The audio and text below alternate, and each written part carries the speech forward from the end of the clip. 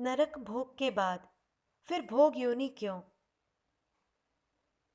सप्रेम हरिस्मरण। कृपा पत्र मिला। आपने मार्कंडेय पुराण में पापियों की नरक यातना का वर्णन पढ़कर यह संदेह किया है कि जब विभिन्न नरकों में पापों का दंड मिल ही जाता है, तब संसार में कोई सुखी, कोई दुखी क्यों है? कोई पशु और कोई मनुष्य क्यों बना है? आपकी शंका ठीक है। इसका समाधान भी आपको उक्त पुराण में ही मिल सकता है। जहां नरक यातना का वर्णन है, उसके बाद वाले प्रसंगों में यह भी बताया गया है कि नरक से लौटे हुए प्राणी इस जगत में किन किन योनियों में जन्म लेते हैं तथा किन किन पापों के कारण उन्हें किस किस प्रकार की योनि मिलती है।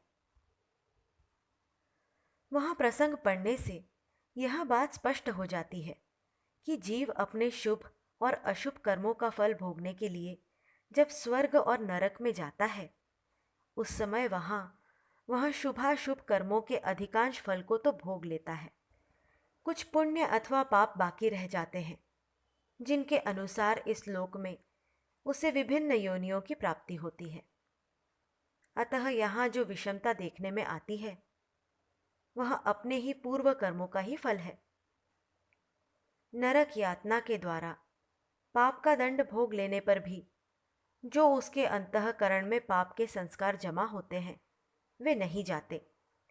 इसलिए उस जीव से यदि वह पुरुषार्थ करके अथवा सत्संग या भगवत कृपा के आश्रय से पाप पथ से सर्वथा हट नहीं जाता, तो पूर्व संस्कारवश पुनः पाप के आचरण बनते हैं और उनके फलस्वरूप वह बार बार नरकों तथा पाप योनियों में पड़ता रहता है।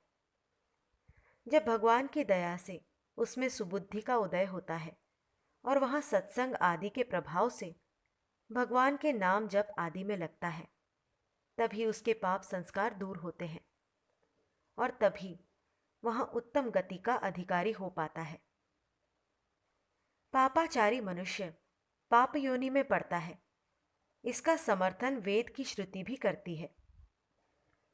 य इह कपूय चरणा अभ्यासोह यत्ते कपूयाम योनि मापद्येरंश्व योनिम वा सुकर योनिम वा चांडाल योनिम वा। छांदोग्य उपनिषद 5:10-7। अर्थात इस संसार में जो मलिन आचरण वाले लोग हैं, वे बार बार मलिन योनि, कुकर, सूकर एवं चांडाल आदि की योनियों में पड़ते हैं। गीता में भी भगवान का वचन है, तानहं द्विषतः क्रूरान् संसारेषु नराधमान् क्षिपाम्यजस्रमशुभान् आसुरीष्वेव योनिषु। 16:19। जो सबसे द्वेष रखने वाले क्रूर नराधम हैं, उन्हें संसार के भीतर मैं बार बार आसुरी योनियों में ही गिराता हूं। मनुस्मृति में भी पाप के कारण प्राप्त होने वाली पाप योनियों का विस्तार पूर्वक वर्णन किया गया है। उपर्युक्त विवेचन से आपको यह स्पष्ट हो गया होगा कि ब्राह्मण चांडाल, अमीर गरीब, सुखी दुखी, रोगी निरोग, मनुष्य पशु आदि की अवस्था जीवों को अपने कर्मानुसार ही प्राप्त होती है। नरक भोगने के बाद भी पाप कर्म शेष रह जाते हैं।